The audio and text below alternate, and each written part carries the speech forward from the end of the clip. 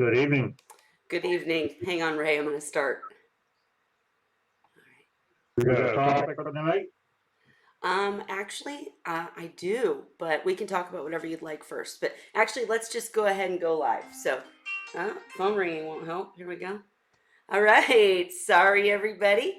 Welcome to Wine Wednesday. Hope your Wednesday is starting out fantastically. Hope your seahorses are all healthy, your reef tanks are fabulous, and that you, of course, are doing well and drinking your drink of choice. Mine tonight is a Merlot. My favorite, actually, if you've never tried it, I'm sorry, it's Pinot Noir, not Merlot. Acronym is absolutely fantastic. Probably my favorite. And Ray, can you mute YouTube? Okay, it's going to happen one more time when I do the Facebook one. Okay, go ahead. Oh, it's not loading. Yeah, it looks like I'm freezing up too. Not sure, guys. Well, that one that just loaded up, that was the YouTube one. Okay, hi guys. Tell me, anybody in the audience, let me know if you can hear, because I can see that the picture is for some reason frozen, which is just fabulous. Let me know. I can try to restart, because I do have a little bit of a topic, but we can talk about whatever you guys would like, of course. Let me try. Oh, I'm not even sure. Boy, that sucks. Let's see. I know if I go out. Okay, I just refreshed it and it's working now on Facebook. Okay. All right. Well, we'll just continue. As long as you guys can hear, I guess you guys can stare at a frozen picture. Sorry, guys. Hopefully, it'll catch back up to us. And if not, we can figure it out if it starts getting wanky. Anyways, what really matters is our chat. So, first off, how are you, Ray? How's everything going? Oh, I'm getting frustrated. Uh-oh. Tell me. I was hoping for an I'm update. Go ahead. feeding that seahorse. You're still tube feeding? Is that what you said? Yeah. Wow. She's still only. I'm Gosh. running out of live brine shrimp. I'm trying so much with that. And what you were using medication too, right? Well, I quit the medication a long time ago. Okay. So you Like she's all healed up now. You can see if you catch the light the right way, you can see where it was. But basically, she's healed up now. This has been quite a while, and she still won't eat on her own. And I'll let her go for a day or two, and then finally I'll have to tube feed again. And I keep doing it for a while, and then I'll try again for a bit. Nope. So I'm getting to the point I'm going to end up have to euthanize her. Oh no. Keep on like this. It's too much for a guy that's 77. Well, sure. I mean, I do completely understand. But that still really sucks. Guys in the audience, if you need an update, I know I just got a lot smaller. I was trying to fix the webcam. Sorry. Okay. So, anyways, for those of you in the audience, just to catch you up to date, basically, this is the situation. Just to refresh your memory, where the I always say it wrong. Asterina, is that correct? Asterina starfish crawled up on the seahorse. Was probably just trying to eat out. We don't know why, but it did. And the bottom line is that it left an infected mark on the seahorse. Ray, of course, has tried to treat with medication and has been tube feeding because the seahorse stopped eating for some time. And this has been going on for how long, Ray? I lost track now. Yeah, it's got to be over a month. Yeah, over a month. So, okay, first off, hats off to you for going so long, trying to get the seahorse to eat and trying to, help the seahorse. But man, guys, anybody in the audience who has any thoughts, please share, because I'm kind of at a loss. Aside from trying to, oh my gosh, aside from trying a different medication, which sometimes that can even be worse, because too many medications. I'm just kind of really at the thing, medication. There's no medication I know that makes them start wanting to eat. The medication was for the bacteria damage caused by the Asterina. Right. Well, I will say I just noticed that Dan has joined, and Dan, I think you might even have a suggestion because I know you have given me many tips for getting seahorses to eat. What are your thoughts, or do you need me to update? Dan, I know he's here. Dan, did you hear me? Okay. Well, while he, I'm trying to get situated. I seem to be having a reception issue. I am so sorry. You know what? We are too. My whole camera was frozen at first. I'm really sorry. Yeah, my face is really small on the screen. I bet nobody's complaining. But I think I anyways, got it. okay. All right. So you know the situation with Ray's seahorse, and he's been, tube feeding or manually feeding for so long. He's to the point where he's, to that point of giving up. Do you have any suggestions that maybe he hasn't tried? Have you done the B12 trick? Ray? No, not the B12, just the Alamax. Okay. I would discontinue using the Alamax. What I would do is get a hold of some vitamin B12. There's a product out there called Shot O B12 that comes in 5,000 microgram capsules. Can you give me that Eh, name again? Shot? Yeah, I'll type it in. Where the hell is my thingy? There it is. Hopefully it'll be available in Canada. It's sold on Amazon. Let's see. Whoops. B12. Let me see if it's on Amazon still. And I can see hello to Mittler, I believe it is. Miter. I'm sorry. Sometimes I get the Yeah, names that's wrong. Hello, though. And he's mentioning garlic multivitamin. okay. Yeah, at least in the U.S., it's available on Amazon. It's made by Nature's Plus, and it's 5,000 micrograms per capsule, which is good. And the reason that you want 5,000 micrograms is because the standard treatment is 5,000 micrograms per 10 gallons per day. It does not affect the biological filter. Hmm. It, How many it days? until I would do it at least for several to see if it turns it around. Yeah. Well, Now, she's in a vitamin, 10-gallon hospital tank. okay. Until you give up, I would use it, but normally it can work for. I've seen it work in many cases where people had a stubborn animal that would not eat. The B12 seems to kick in the appetite to where they want to eat. And I learned this from uh, Puffer Queen. I'm trying to remember Kelly's last name, but she had a shark that she was hand feeding and was hand feeding this thing for several, I don't know, several weeks to a couple of months, and she just got tired of it. So one day she just took a whole bunch of B12, watered it up in the meat, and stuffed it into the shark. The next day, the shark started eating on its own. Hmm. And she came up with the dosing. Not something I came up with, but I have used it in the past with success, and I've used it with directions to customers in the past that called into the helpline with having issues. And if they use the right stuff at the right dose, the success rate is high. Okay. Can I put it right in with the tube feeding? You could probably sprinkle a little bit in the tube feeding. I wouldn't do that for a long period of time. You might do it for 2 or 3 times, Yeah. and then I would continue just doing it in the water if I continued with it. Um, and after you get done with the seahorse, if you have stuff left over, it wouldn't hurt you to take it. Um, Sorry. so you don't have to have it go to waste. You'll get a burst of energy by taking high amounts of B12. Well, believe me, I don't need it from my blood testing.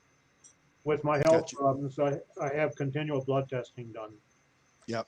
And the only thing that I ever need is D.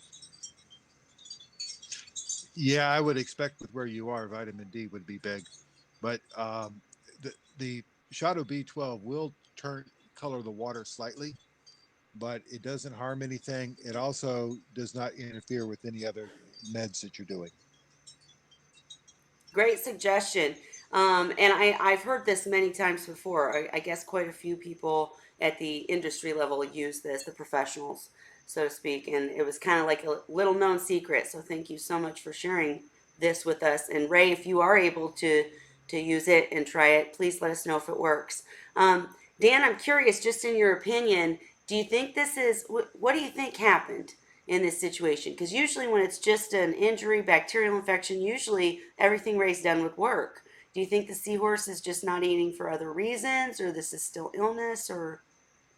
Well, my question is, have you been given the Alimax continuously for a long period of time?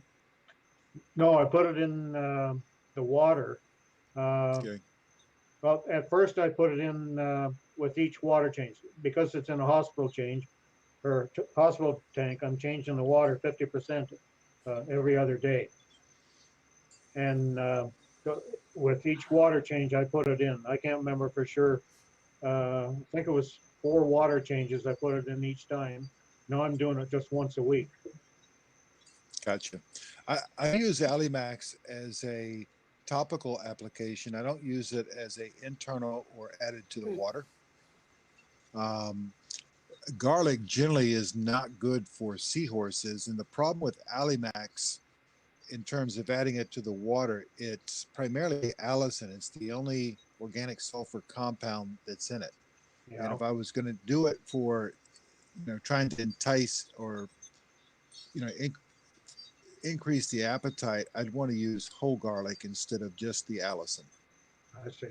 I used uh, Uh, I used it on the wound when I first got it, but by the time I had gotten the Almax, the wound was already getting better. So yep. beyond that, I didn't bother anymore. So I just put it in the water, figuring that just in case there was something in the water, maybe that would do it. But the thing was, she wasn't eating, and I was hoping that the Allison was going to entice her to eat. Yep. What I would do is stop the allicin. I would try the B12. And if you want to put a little bit of B12 in the gruel that you force feed, do so. But after that, skip your force feeding one day and let's try to make the seahorse hungry enough to where she goes after it. Yeah, I let her go 2 days at a time without eating, and then if she doesn't start eating, then obviously I have to tube feed again. Uh, Yep. I don't want it to get too long because that's only going to make it worse if it's possible to make it worse. Is Agreed. is there any way that some Miter mentioned that the seahorse is obviously stressed, absolutely, and Ray's doing everything he can to help her, obviously. But is there any way that it could be that she's stressed, like because she's not in her tank or not around other seahorses, or is that just not very likely? She's acting completely normal, other than the Okay, fact she's not eating.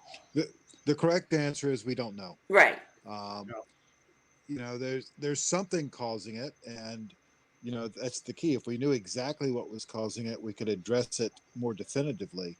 sure, But in this case here, for whatever reason, it could be she just still doesn't feel good for some reason. It could sure. be the stress. It could be the different tank.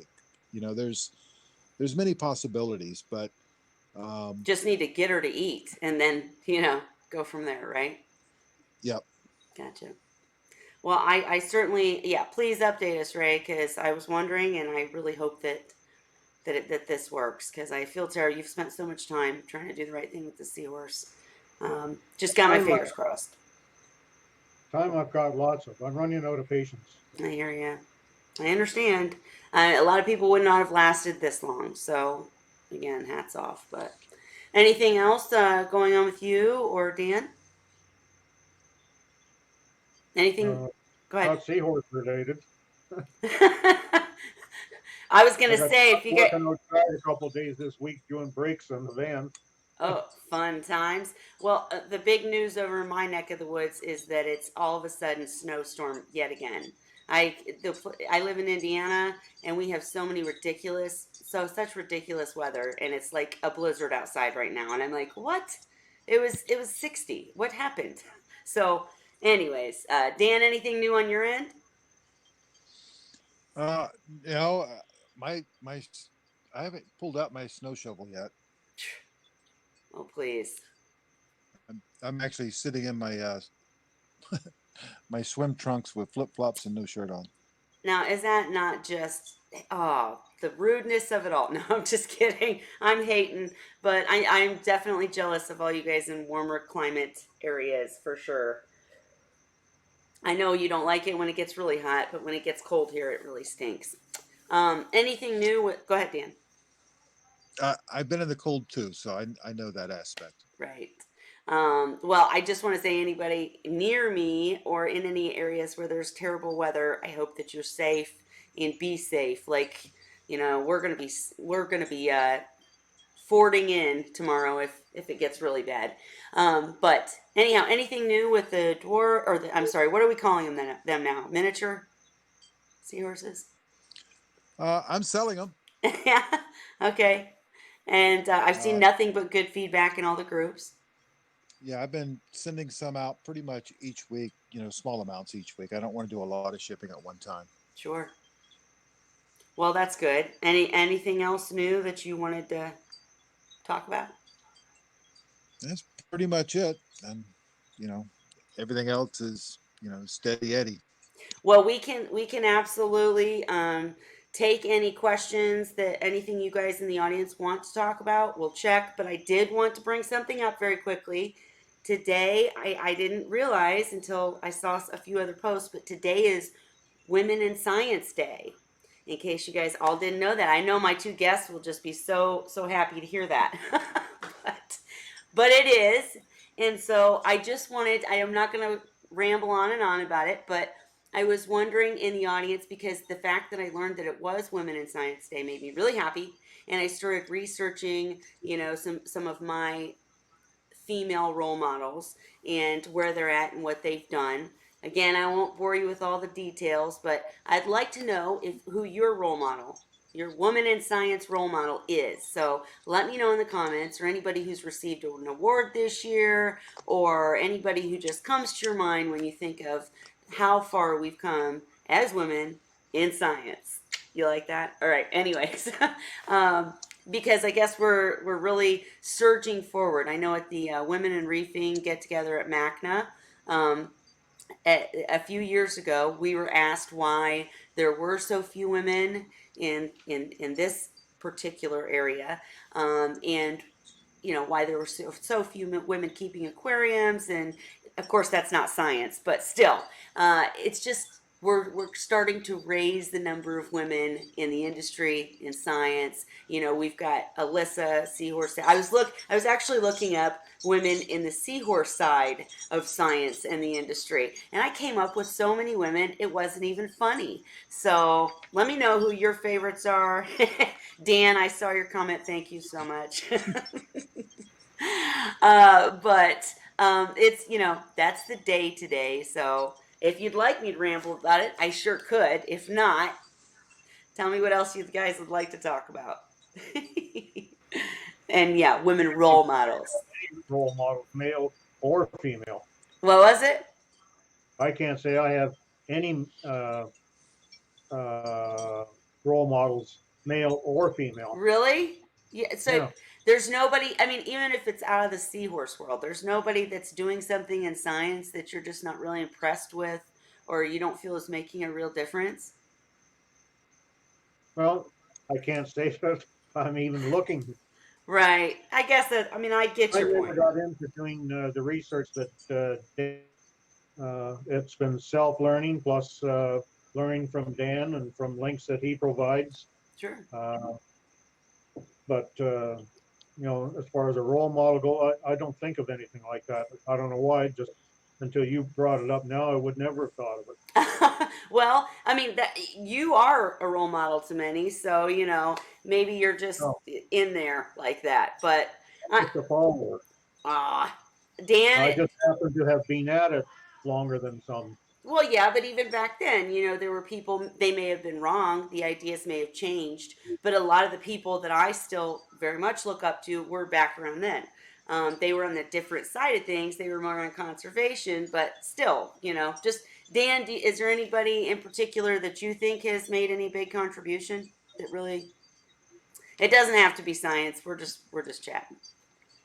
Well, my perspective, I don't think of an individual as a quote unquote role model, Mm, as a complete role model. I think of, different people that I've learned things from, that I've looked up to in sure. their areas of expertise. Um, a lot of my aquaculture um, advice that I got early on was from a friend, Frank Gangi, who uh, used to work at Marine Labs. I forget what is it called, Marine Bioassay Labs, where he used to produce mysids and he kept sea dragons. Mm, And he taught me a lot with a lot of simple stuff that was critical, that was missing out of a lot of the text, and when I was troubleshooting. And one of the things that he taught me early on, which was so invaluable, was that he said the difference between a good aquaculturist and a great one is a good aquaculturist is skilled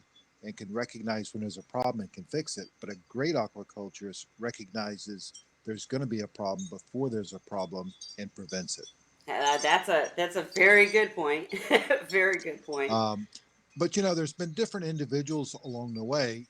I've learned from so many people.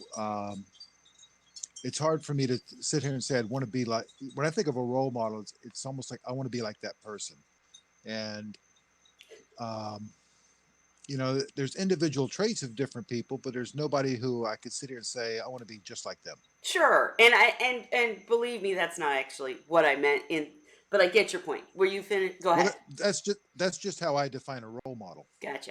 Well, how I should have asked, I should have said, is there anything that you've seen or read that any accomplishments you've heard of in the past year or even recently that you've just said, oh wow, that's really awesome what they're doing, and as just bringing it back to the women part, just the fact that there just weren't many women even interested in going into the field, or they didn't think they could, or how many articles, google it, you'll find so many articles about why aren't there more women in the stem section, or even if you just bring it down to aquariums or conservation or even seahorses, there are more women than the other areas. But i just I just think that we are making big, huge leaps and bounds, and so I'm proud of it. So I thought I'd bring it up. But nothing you've read or anything, because I found all sorts of stuff.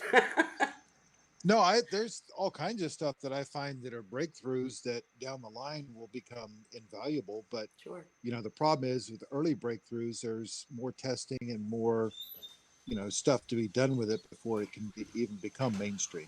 Sure.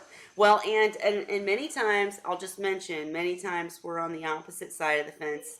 Um, when it comes to conservation, especially when it comes to seahorses. But you have to really hand it to Amanda Vincent of Project Seahorse, because she has changed some of the things that she believes to, still protect seahorses, but has, totally eased up on aquariums and etc., because she can see where the real problems are. And my point being, she is stuck with it. She is stuck with it and made a lot of advances that matter, period, whether, they're good for say our end of the stick or not. She's making a huge difference, and Project Seahorse is huge, and they're going on to do so many other things. So I definitely want to very clearly recognize and say great job. And they've gotten so many awards, and they've got so many good people working for them. And people like Paula Carlson, who's a member of Project Seahorse, is very much into the aquarium world. I meet with her every MACNA. She's Women in Reefing member. She huge, high up, and I don't know. I just think we're making great strides, and that every single woman making a difference and fighting for whatever it is they do believe in gets an A+ for me. That's all I got to say about that. And actually, Dan, wasn't it? Didn't you work with not only your wife Abby, but Nancy Ho and some other scientists on a project a few years ago? Yeah, I worked with Nancy and her current husband, Adeljohn. Right. Um, but I've worked with the guys up at FIT quite a bit. I mean, you had Dr. Lynn, who used to send his students down to me all the time. Sure. Um, and Dr. Lynn used to visit, and that was a pretty sharp individual. But and it's too bad he's gone. Of course. Agreed. Um, but there's my sister was an inspiration. She worked as a seahorse breeder before it was mainstream. With in the very beginning, um, in the late '90s, early 2000s, when there really wasn't any real commercial breeding. Ocean Rider was trying to start up. Um, Right. there's a few other people that have gotten some tidbits from here and there from ORA. And there's people around the globe that I've talked to that you know even David down in Australia. Um, Harasti? no, David and used to be the breeder, David Oh, Warland. okay. Sorry. Go on. Um, and Mark Lamont, uh, KG, who used to be on Seahorse.org. Mm-hmm. Um, Martin Belly, who was known as Lab Doc on Seahorse.org. There's a whole bunch of people that gave me different tidbits of information that helped propel things along. Absolutely. And just because you guys, just because I'm focused on women, because it's Women in Science, day, does not at all mean that we don't think that everyone who's made strides is amazing. It's just that because of the fact that like as he's talking about back then when he was starting out, there just weren't many women doing much in that area at that time. There were some, his sister, Ocean Riders owner, different people, but now today, look, now that Dan has kind of backed up, no, and we hope that's not forever, but the biggest, name breeder is Alyssa of Seahorse Savvy. And I went to her website recently. She's got literally, she started a section for tank mates for seahorses. So she's not just selling seahorses anymore. We all know she has the sea dragons. She's doing other fish. And I mean, she's expanding and doing all these great things. And she's lasted the test of time and really stepping up as a woman of the, seahorse world. We got Cheryl, who's huge on taking care of different species. I'm just really proud of the ladies. All right, my heart goes out to the ladies. All right, it's Women in Science Day. We're gonna go with it. But thank you to everyone, of course. But and I've actually seen a lot of awards being given this year, um, to women and men, but quite a few women. Lindsay, I'll probably mispronounce her name, but Aylesworth, and of course, Lau Classens. Lau Classens is the one, Dan, I don't know if you've seen any of her work, but she works with um, the seahorses, the Kinza seahorses. Am I saying it wrong? Kinza? Krishna. Krishna. Okay. Well, she's the one working with them, and they're on the verge of extinction, and she's doing all these cool things, and she gets recognized all the time. So I'm just shouting out some names. It's the day. But anybody that you guys have seen getting awards, or anybody you've seen making a difference, I just want to hear who you guys have seen and who you guys think is doing a good job of representing. And go ahead, Dan. I I think the vast majority of the people that are doing tremendously good work go unrecognized. I know, isn't Um, that a shame? yeah, I think unfortunately, they just don't get the publicity that some of the others do. And that's not to discount those who've gotten, the accolades, but, Sure. you know, there's a lot of people. If you take Cheryl, for example, the amount of effort she puts into helping people, Oh, I know. she doesn't get any recognition for that. Well, I recognized you, Cheryl. I think you're fabulous. I know that doesn't Yeah, but mean much. I mean in general I though. know. And with the public aquariums, there's a few that are, you know, one of the people that I used to have a tremendous amount of respect for. I don't know how to pronounce her last name correctly, but that's Leslie Mashishita, Okay. who's in one of the California aquariums, and she still works with seahorses and has been ever since I first started. Mm. And they've done a tremendous amount of work over there with studying seahorses and promoting stuff within the public aquariums and stuff. And there's Paula Carlson down in Oh yeah. Texas, and I can't remember the lady's name who used to be at the Tennessee Aquarium. She was also real good. Um, But there are some women who've made great strides with seahorses. You know what, guys? Here's what I'm thinking. I'm thinking that we should come up with both a women and men, or maybe just a advancement. I don't know. But we should come up with a day every year or every month even to recognize someone who's doing something great with seahorses. What do you guys think? And how could help me try to think of how we could make that bigger so they actually get recognition, and it could be a nomination thing. I don't know, but I agree, a lot of people don't get the recognition that they deserve. So any ideas on how to change that aside from being loud? Dan? I don't know, Mel, I'm a gold star. Gold star. This is not everybody gets a trophy. This is not gold sticker time. I mean it. I mean it. I'm going to come up with something. So if you guys in the audience have any ideas or thoughts, you message me because I really want to do something because it's true. A lot of people are doing a lot of cool things. And just to follow up on the women in science thing, obviously it's not specific to seahorses or even like aquariums or anything like that. There are women doing huge things just in the math, science, technology areas. So, hats off to all of them. It's just we focus, of course, on the seahorse and aquarium people because that's who we know. But just definitely big recognition for all the women stepping up, and just the fact that we're able to is really great, I think. When you first started out with your seahorses and stuff, were there very many women doing much? Hmm. To be honest with you, it's hard to remember back that far. I started around the time Dan did. I started in 2002. I didn't actually have the seahorses in 2002, but I was doing my research before I bought them. I Mm-hmm. knew where I was going to get them from. Um, there's a place an hour and a half away from me, and a fellow down there was raising reed-eye, and so I was going to get them from him.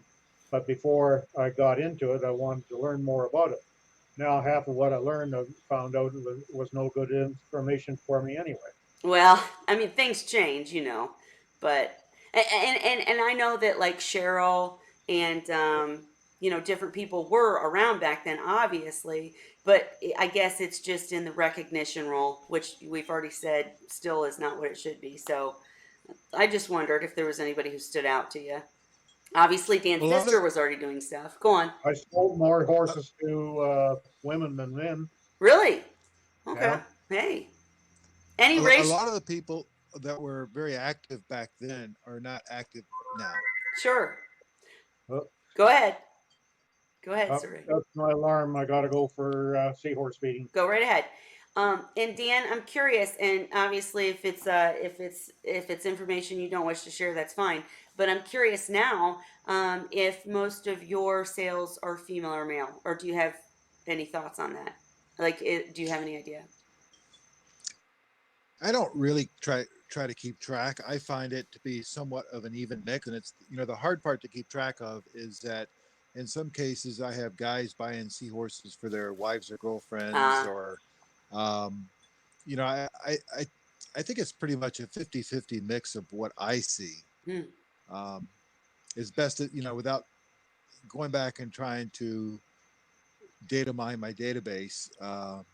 you're right. I don't expect exact numbers. I was just You curious. know it Yeah, it's interesting because the numbers will fool you sometimes. And I had a friend of mine who was one of the first successful breeders on seahorse.org, contacted me about a year ago, and he was looking at how to advertise going forward.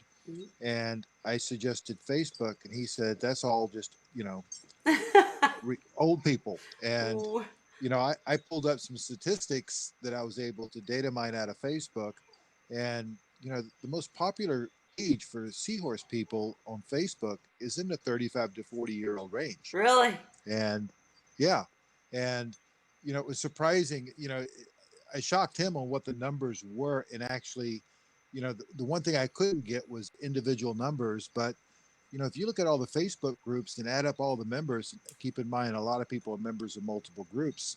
Those numbers are pretty high, Yeah, that's a lot of much higher people. than much higher than I would have thought. Sure. Yeah, you're absolutely right. And you know who I did forget? to mention, I really do want to too, is we have Chris Carey on the show all the time, who works for Seahorse Australia and the partner program Seahorse World. And the person who is actually his boss, and sorry, Chris, but Rochelle has done such tremendous things. I actually did a really long interview with her. She is a fascinating woman. I hope to someday get that article published, but she has taken this small, this risky business and not only made it work, but made it grow. They're the people that are literally saving the handfish. They're working with, they're working with the conservation people. They're working with the scientist people. They're working with the everybody people, and they're running a museum type situation and selling seahorses, and they're succeeding big time. And she, of course, has help, husband, and everything, but she is the face of it, and she's definitely one of my role models, put it that way. I had to mention her. Um, but anyway, sorry, I got off track. I just thought of her and I had to give that shout out because, man, that woman is something else. I'll tell you. And your sister, what do you want to share her name or no? Her name is Debbie. Debbie, and is she currently still is she still doing stuff with seahorses? Not currently, no. Okay. Um, I know no, they beg she's her back all the time because she's so great with them. yeah. I mean, she's backed me up a few times and has come over. I mean, there was a time where we were working together, and there's been times where she's come in and filled in for me so I could go out of town. Hmm. Um, but our mom has Alzheimer's, and she's the primary caretaker now, so it's kind of Oh, hard for her to do much. sure. Yeah, that's a little more important for sure. Um, okay, guys, I'm done rambling about women. But if I really do want to know, point me in the direction of people that you think should get some recognition, or someone that's been recognized for advancements. It doesn't have to be about seahorses. I just want to know, and I'll follow up on it. Um, any questions that I missed? Anything you want to?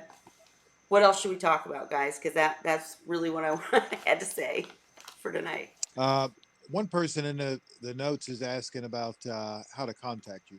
How to contact me?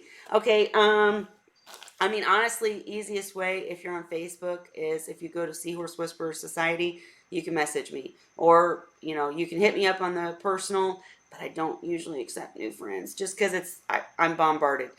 But you can absolutely feel free to message me, Kelly D Laverne. I'll put the link in the description for sure. But Seahorse Whisperer Society is me, and you'll get me if you message. So would love, or you can comment if you just want to share a name, right in the comments, of course. Um, yeah, Ray's back. Hi, Ray. Hi. it wa By the way, when you get done shoveling tomorrow, you can come here and shovel my place too. Oh no. What do you think I had children for? They will be shoveling, please believe. Okay. Uh, when you're 77, you don't have any children around. Oh, that's gotta suck. What do you do? Do you just pay somebody to come, or do you get out there and do it?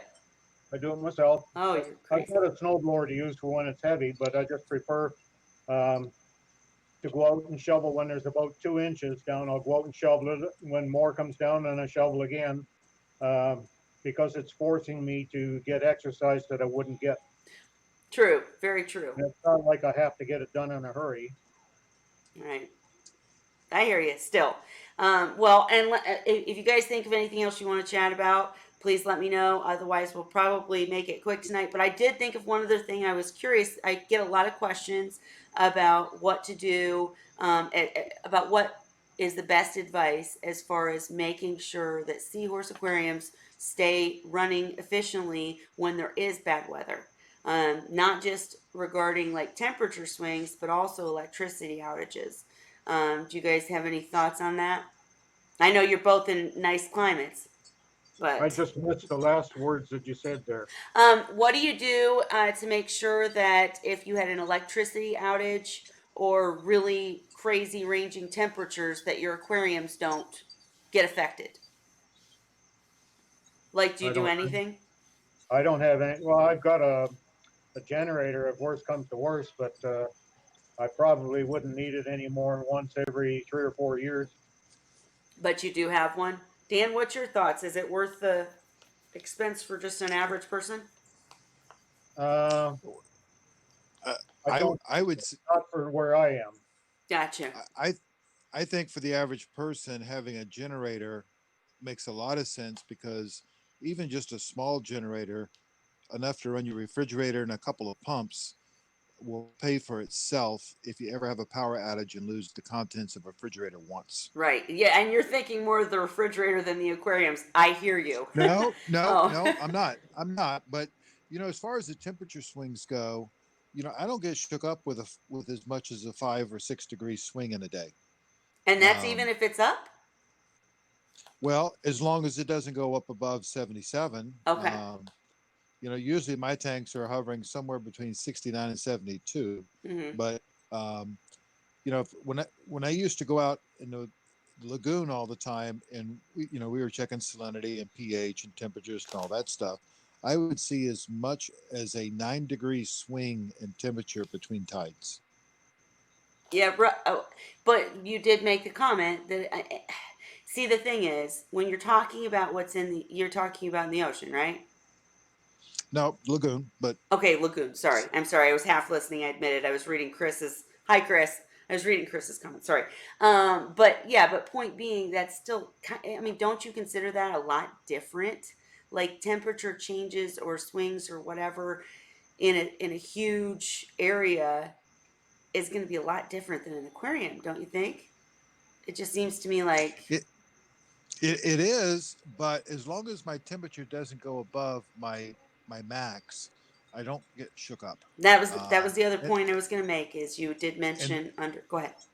Right. And as far as dropping goes, I've had my tanks in a couple of cold spells drop, well below 69 before I turned on heat.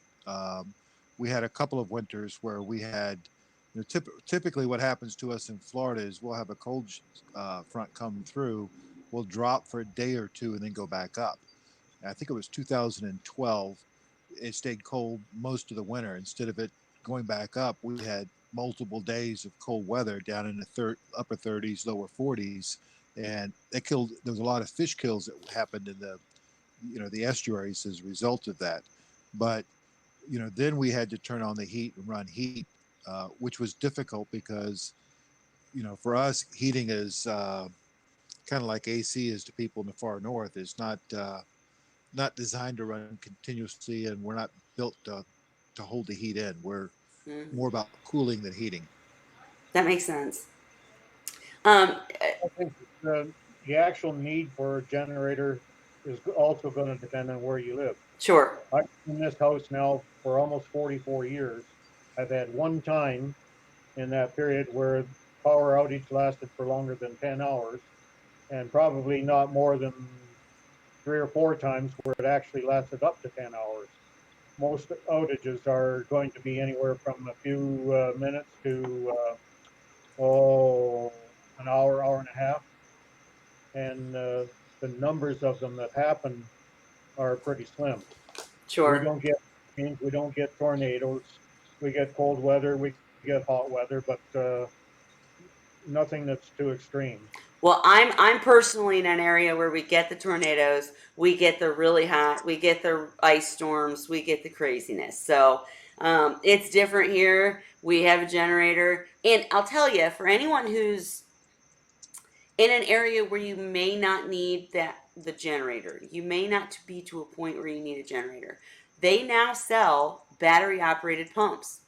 They won't last you more than a few hours, I'm guessing. But I've used one in an urgent situation. I just happened to buy it, and boy, did it come in handy. I mean, I really feel like it made a huge difference. So, if you're someone with a smaller aquarium and buying a generator just for an aquarium, it's not worth it, and you don't think your fridge is ever going to need it.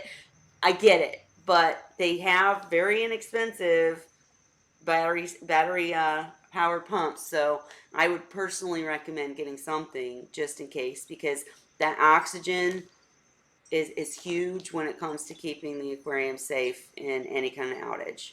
And Chris, I wanted to mention I saw your hi and bye. If you're still here and you happen to hear this, please let Rochelle know that we've recognized her for Women in Science Day. We love her and appreciate everything she does. All right. But yeah, Dan, have you seen the little battery operated things?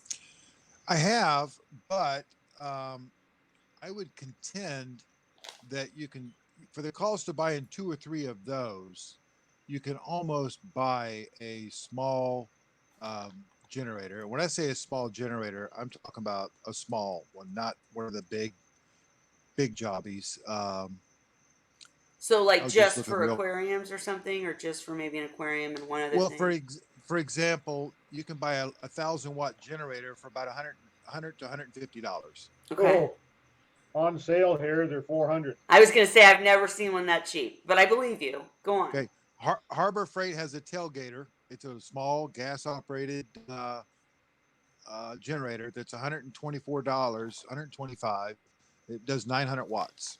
But I've seen others that are similar to that that run, close to $200. But man, if you lose a refrigerator one time, you're talking several $100s when you get through replacing everything in it. I'm sorry, I was reading Mermaid Reef. Sorry, but yeah, I heard half of what you said. I apologize, and I didn't know you could get one that inexpensive. So great advice. I just had no idea. So this is why Now we it's not share, going to, people. Go but ahead. it's not going to run the whole house. It's only going to run a few small things. I mean, a 900 watt generator will run, your aquarium and probably your fridge, but it's not going to run your microwave or Hmm. much else than that. But you know, and also it depends upon where you are. Down here, you can find generators cheap because so many people, you know, it's funny. Right before a hurricane, you see generators just flying off the shelves. Right Hmm. after a hurricane, you see them all in the one ads. Oh, I'm sure. People, I'm curious because I'm not very good with that kind of stuff. So I'm curious how big of a generator or what wattage of a generator would you need if you were someone? Would you suggest? I'm sorry, if you were someone in an area that often had power outages. I would probably get something in the 4 to 5 kW range, which is probably going to run you about. You can figure roughly $100 a kW in terms of cost for that size machine, and for 400 or 500 bucks, you have something that can run, your TV. It can run several lights in the house. It can run, microwave, and it's not going to run your hot water heater, or it might run a small window AC, but not a central unit. It run any of the aquariums you have, unless you had a setup like I did. Um, for it's more than enough power to run just about anything that you need to do for an emergency type setting to Hmm. keep everything going in the house. Good, good. I actually started off with just an inverter, a power inverter and I can't remember why I actually bought it. It was before I got into seahorses, and when I had so many reef tanks, and I think I bought it just for that purpose. And with that, the inverter, I would just hook it up to the battery on the van and run the van. And this was only 1,000 watt inverter, so you couldn't run a lot of things, but um, you could switch it from one thing to another. Okay, if I wanted the fridge, I never hooked it up to a fridge, but you could run the fridge for a while, and it would bring temperature down, and then you could move it off to The microwave to cook some air food. pump to supply air to all the tanks. You could switch it around like that, but I only did that with the van a few times because it's expensive for gas. I was gonna say, So so you have to keep the van running the whole time.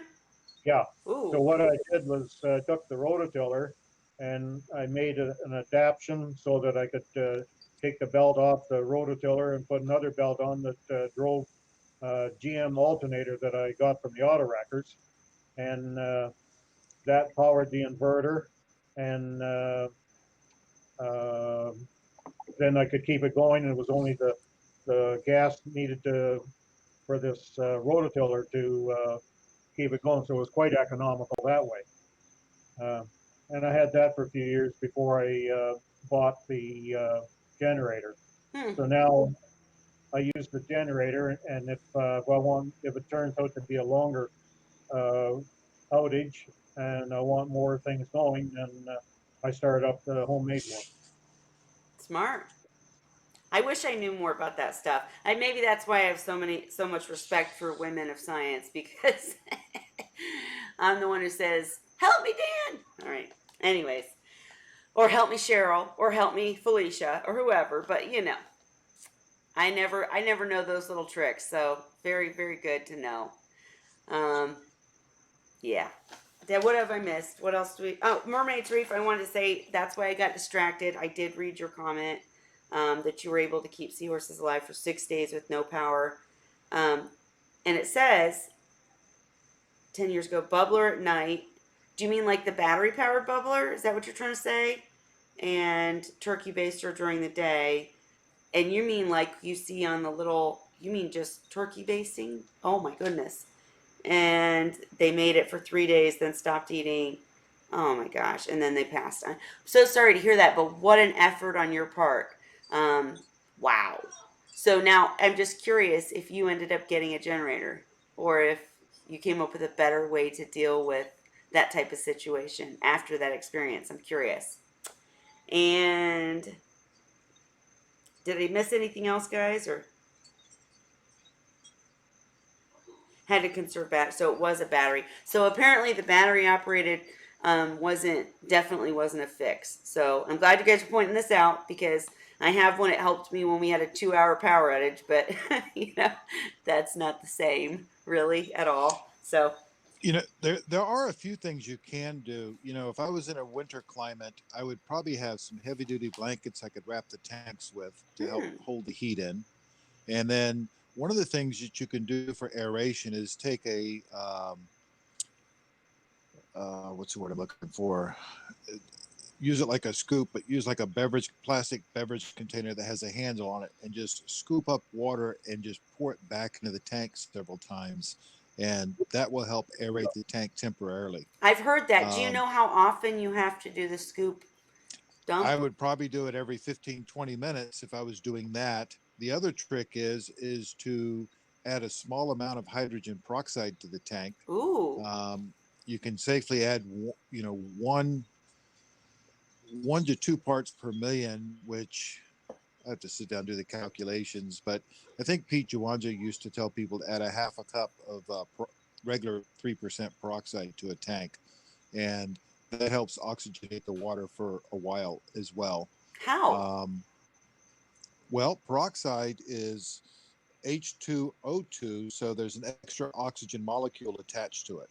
So when you put it in the tank, the second oxygen molecule will disassociate itself, and it'll provide more oxygen, saturated oxygen in the tank. Huh. And I mean, yeah, you went way over my head. I'll admit it. But what I'm saying is, like, obviously, I use hydrogen peroxide in most of my aquariums because of your excellent advice, and I've never really understood the full extent of it, but I just do it because it works. But I would think you've always warned me not to add too much because that Yep. can cause things to happen. So in the case of a power outage, if you added more than usual, would that not have the same bad effect or Well, it depends upon its dosing. So when you look at 3% peroxide, there's roughly 30 to 33 milligrams per ml. okay? Um, and if you look at how many liters you have, you can sit down and calculate it. Mm. Um, it's you take like a 50-gallon aquarium. Um, a 50-gallon aquarium is going to be roughly, we'll round numbers off, say 200 liters. Mm-hmm. So, and if you added, according to Pete Jawanja, if you go with his thing and added a half a cup, that would be 120 mLs times, let's round numbers off, do 30.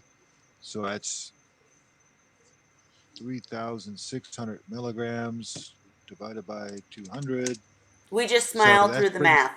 Go on. Sorry. that that that brings it up to about 18 parts per million, somewhere Okay. between 18 to 20. And as a one-time dose, it's not going to devastate the aquarium. Okay. What I do instead is I do 1 to 2 parts per million, and I'd rather do that every 6 hours than to add a whole bunch at one time. I knew you were going to say that. Well, I figured you were going to say that, and that does sound like a better idea in my mind. But good to know that both could work. Like for someone who couldn't, who was going to leave the house maybe because of the what I don't know. But good to know that both might work. The doing the water pitcher thing is a very safe way of doing it, and you can get surprisingly good effect from doing that. If you sat there for a couple of minutes and just repeatedly did that, it's gonna you can go for two or if you lose the power in your aquarium for an hour, you're not going to lose everything in the aquarium typically, unless you've Right. got it grossly overstocked. Mhm. But if you went around every hour and for 1 or 2 minutes, circulated the water manually, um, you would you would do pretty good. Where you run into a problem is that at night you have to go to sleep, and that's where the battery operated things come into play. But the problem that I found is that most people that rely on battery operated devices rarely have enough batteries on hand when the time comes. True. And I think that based on what you're saying and just based on what I'm hearing, it's always been a thought. I don't know if it's correct. That's why I'm asking, not telling. But I'm thinking of the airline bubblers. And another thing that I think might be a problem is when you're talking about the pitcher and scooping in and out and etc. I actually had to do that, by the way, guys. I didn't have seahorses yet, but I had the reef tank and I had a lot of stuff in the reef tank, and the power went out for 2 hours before I had any knowledge at all. And I did the scoop thing, and it really did keep everything alive. So really cool. But anyways, The, go ahead. the other recommendation I would have is instead of buying an aquarium backup air bubbler that's battery operated, is I would tell you to go to the fishing department places and buy a bait bubbler. Eight Um, bubbler. Okay. there's one called Big Bubbles that takes 2 D cell batteries, and that sucker will run for 36 hours on 2 D cell batteries. Wow. Well, that's definitely the way to go. Well, what I was going to say, I started rambling, sorry, but I was thinking maybe that it might be a problem too. Is the whole point surface agitation because the carbon dioxide, Yeah, oxygen, under, over? So if somebody stuck, like if somebody made the mistake of adding an actual, like, what are those things called? The blue things that you stick on the end of an airline. I know this is so dumb. You know what I'm what talking an about? air stone? An air stone, yeah. If they stuck one of those in, that's not even going to really help that much, right? Because they need to be surface agitating. It would, but not. I'm asking. Well, big bubbles move more water than little bubbles. So So definitely no air if stone. I'm trying to increase the O2 saturation, I'm going to prefer a straight airline versus one with a air stone. And would But you the would way you that go ahead? the pitcher thing works so well because first of all, you're breaking the surface tension by pouring the water back in, Hmm. but secondly, you're moving the water around in the tank. You're circulating the water by pouring it back into the tank. Yeah, that's why I was So thinking that the bubbler might so not be the maybe how to so point what it. Sorry, Shad. right. So what happens is when you lose power and you don't have any water movement, your O2 saturation is going to change. And that's why you'll see so often fish up towards the top because Yep. the O2 is becoming stratified where there's more O2 at the top and less at the bottom because of the lack of circulation. Sure, makes sense. So moving the water around is really important. So yeah, guys, I guess don't do the bubbler. And I don't everything know is like every you mentioned, time. Dan had mentioned blankets and that, keep them around for tank Yeah. wrapping. Up here, I know some people with reef tanks that pick up bubble wrap from Mm, the storage places. They sell cartons and bubble wrap and stuff like that. They get bubble wrap and it comes in different sizes, thickness, whatever. But they get this stuff and have it to wrap around their tanks. interesting. Get a long outage. Wow. I mean that didn't even occur to me. It's a really good idea though to keep the heat in. Very, Well, very good. I've never tried it myself, but I guess if you have uh, that air there, I'm not sure why it helps to keep the air in so much because there's got to be some transference through there, but it seems to work for them. Cool. Good suggestions, guys. Anything else you can think of on this topic? All right then. All right. Well, it's 9:27 now. Thank you to everyone that came, and I will hit you guys up in the comments with a few links if you want to read more about women in science, because I did. But anything else you guys want to chat about or need to share, Dan or Ray? No, I'll see you here in 12 hours. You don't have to bring your own shovel. I'll supply the shovel. Okay, you got it. As long as you're paying for my flight. No, I'm kidding. Oh, yeah. And hey, Ray, please let us know about the Seahorse because we care and we want to know if this works. Well, I'm going to go online now and look up this Squatto B12 and see what the situation is and where I can get it. So it's worth it for me anyway. Yes. Yeah, exactly. Okay, I well, spent enough money on this one Seahorse. right. A little bit more is not going to matter. Oh man, I know. It's so hard to not to though. You gotta try. My hat's off to you, truly. Well, I can't save these people that because it's going to cost too much to keep them alive, they just let it go and buy another one. Like that's I know. they're not Seahorse keepers to me. I get emotionally attached to every seahorse. I totally hear you. I couldn't do it, but I to each their own. I'm just glad that you've worked so hard because whatever does, if something ends up working for you, it can help others in the long run. Also, and we of course just want your seahorse to be better. So we just appreciate you sharing. Okay. Yes. Well, we'll talk to you next week then. All right. Bye, Ray. Take care. Hey, Dan. Good night, everybody. Good night. Dan, did you have anything else you needed to share or anything? No, I'm good. Okay. All right. Well, any questions that we did miss, guys, we will for sure cover next week. And thank you so much for coming. And Dan, say your goodbye. Goodbye. His is always so eloquent. Happy Wine Wednesday, everybody. Cheers.